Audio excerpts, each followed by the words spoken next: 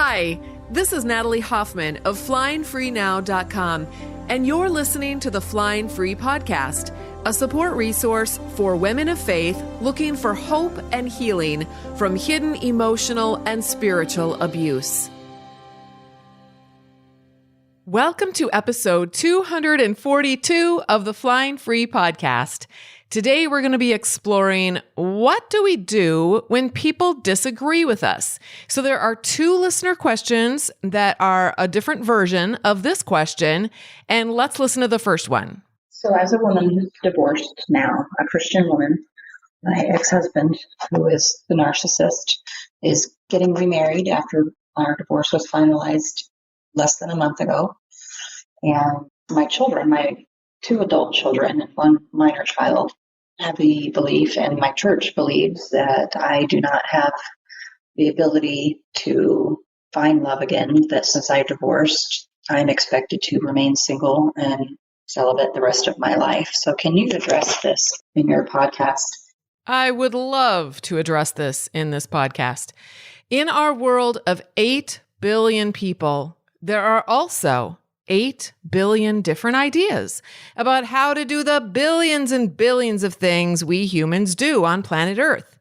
Some people think you shouldn't buy cars, but horses and buggies are okay. Some people think you shouldn't eat pork, but cucumbers are legit. Some people think women should always have long hair, and some people think men should always have long hair. And some people think that if you get divorced, you can't get remarried. Is it possible for us to follow the billions of varieties of rules for life that all these billions of people have? And what about in history? We can add billions more ideas if we go back in time. What would happen if all the humans thought it was their job to have all the answers and then force everyone else to believe the exact same things? Hitler tried that. Stalin tried that. They just killed anyone who disagreed with them. We think they are horrible people, but guess what? The Puritan Protestants also killed people who disagreed with them. During the Spanish Inquisition, Catholics tortured and killed people who didn't hold the same exact religious beliefs they did. During the Crusades, Christians killed people who didn't agree with them. Muslims have killed people who don't agree with them. And there are thousands of examples of this throughout history with all the world religions. Because if you have all the right answers, and you know you are right, what else is there to do but make sure everyone who doesn't agree is kicked out? Get rid of them. I do not believe in a God who promotes or encourages this at all. That's not the kind of God that I want to emulate. That's a weak, petulant, whiny, loser God who can only win if it kills its enemies. If I'm going to believe in God at all, that God is going to have to be a lot bigger than that. And if we worship a bigger God, then I believe we are safe to take risks, get messy, and know that we are loved no matter whose rules we are obeying or not obeying. Even if we leave an abusive marriage and get divorced and establish a truly loving relationship down the road. Okay? So the question was, can I get remarried if I get a divorce? And of course, the answer is going to be that you can do whatever you want to do. You're an adult. Some people don't want to get remarried. Some people do. You get to decide what aligns with your own core values and your own life's purpose and trajectory between you and God. What resonates inside of you within your relationship with Creator love? If you want to find validation for your choice, you'll be able to find it. There are lots of people who will agree with whatever it is you decide. If you want to find people who disagree with your choice, you can find all those folks too. There are lots of people who are going to disagree with whatever it is you decide. It's all out there. Who are you going to follow? And why do you have to follow other fallible human beings? Really, is there a human being out there who has all of the right answers? I'd like to meet him or her. Actually, I take that back. I don't want to meet them. They're probably an asshole. I love the work of Gretchen Baskerville. She wrote a book called The Life-Saving Divorce, and you can find it on Amazon.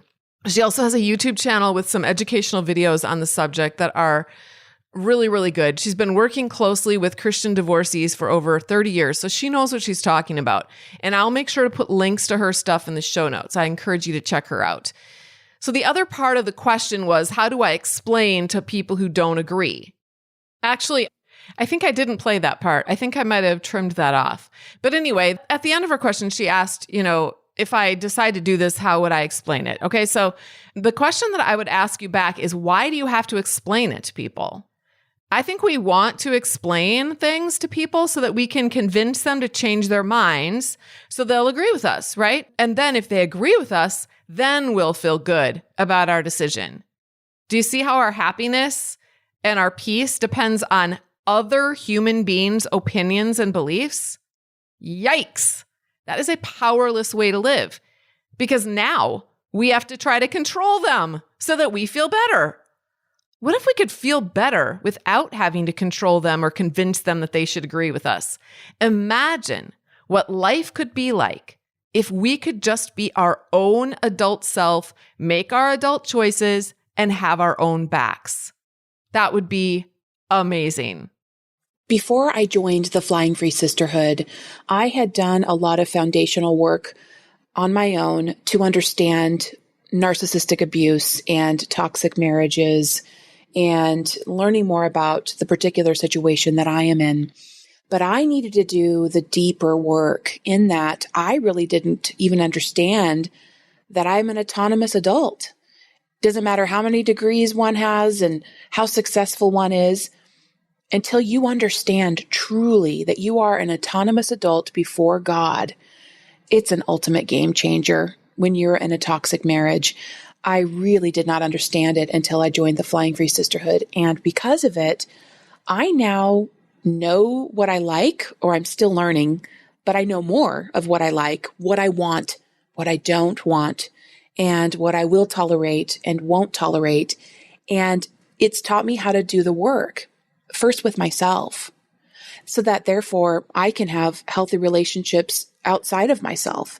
It's changed everything. And so ultimately, I know that my life is never going to be the same. And so there you go. Before we get on to the next question, I want to thank this person for sending in the testimony about the hard work that she has been doing in the Flying Free program. And just let those of you who are listening know that if you want to come into the program and do this work with us, you can. If you head over to joinflyingfree.com, you'll get all the details. All the details are there. There's a facts section that answers all of the most frequently asked questions. You'll read tons of reviews and testimonies of people who have been in the program. It's $29 a month or $290 a year. I like to say it's a cost of 2 therapy sessions because it just puts things into perspective a little bit. Some people have asked, why is it so cheap? Like, is it something stupid? It's not something stupid. It's a very robust program. The reason that we keep the cost low is so that as many women as possible can take advantage of it. And there's some women who can't afford therapy, and this is a good alternative that is economical for them. Also, this is a nice supplement to therapy, and a lot of therapists will recommend this program to their clients because it's a daily support for them. So in between therapy sessions, they're still getting that input and that support. And then a lot of times they'll take what they're learning from the program into their therapy sessions and process through them with their therapist and make even quicker progress. So it works out well that way too. Okay, so you can go to joinflyingfree.com to find out more about that. And now we're going to listen to the next question. Hi, I just finished listening to my very first podcast from you, episode 224, and I feel like the second to last question that was asked could have explained my marriage perfectly. I've suspected covert abuse and manipulation and emotional abuse for quite some time.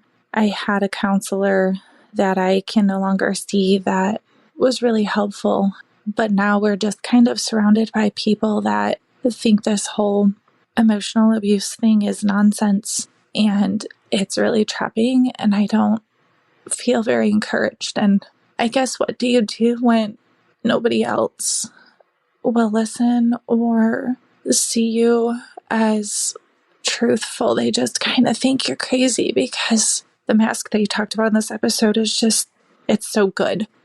I guess, what do you do when you don't have a support system and anybody that could be a support system is shunned from your church? All right. So a lot of Christian women in abusive relationships are swimming in what I call the abuse pond. The abuse pond is an environment full of other fish who've been eating and drinking from that pond for a long time. Everyone in the pond is struggling with spiritual and emotional illness. Everyone needs tender, loving care. They need fresh, clean water to swim in, but they don't have that. In that pond, they all think that emotional abuse is nonsense because think about it. Fish don't know that they're in water. That's all they know. So you don't feel encouraged because you have actually grown aware of the poison in the pond. And now when you try to tell the other fish about it, they don't believe you. You're like, this pond is poisonous. We're all dying. And they are like, you're crazy. So what do you do when nobody in the poison pond believes you? Do you stay and die with them? Or do you jump into a different pond? Now, if you jump into a different pond, yeah, they're going to go, oh my word, look at that crazy lady. That fish is jumping into a different pond. She's crazy. But once you get over into that new pond, you're going to meet people. For one thing, they're not swimming in poison anymore, so they're going to be healthier. And they know about the poison pond. Maybe some of them got out. They're not going to think you're crazy at all. So you'll be able to be with people and be surrounded by people who think you're normal. And that really does feel so much better. So in other words, what I'm trying to tell you is that you're not crazy. The people telling you that you are crazy, they're just blinded by the poison that they believe. You don't have to make the fact that they are poisoned believe anything about you personally. You can simply make it mean that this is just what they believe right now at this point in time in their lives. Maybe they won't always believe it, but right now they do. And actually, everyone has the right to believe whatever they want to. We do, and so do they. They can believe that clouds are cotton candy if they want to. And they can think that you're dumb if you don't believe that. But that doesn't mean that you're dumb. You get to decide what you want to believe, okay? I think most of us, in order to stay in our abusive relationship, because the thought of leaving is just, it's a terrible thought. It would involve going through hell and back, and most of us don't want to do that. So in order to stay, we had to believe that emotional and spiritual abuse is not a thing, that it's just not that big of a deal. And that is why we stayed. And other people who want you to stay are going to keep gaslighting you in that same way to get you to go back to gaslighting yourself. Do you want to go back to believing that? You don't have to. What I would encourage you to do is stop looking for encouragement from people who are swimming in that poison pond.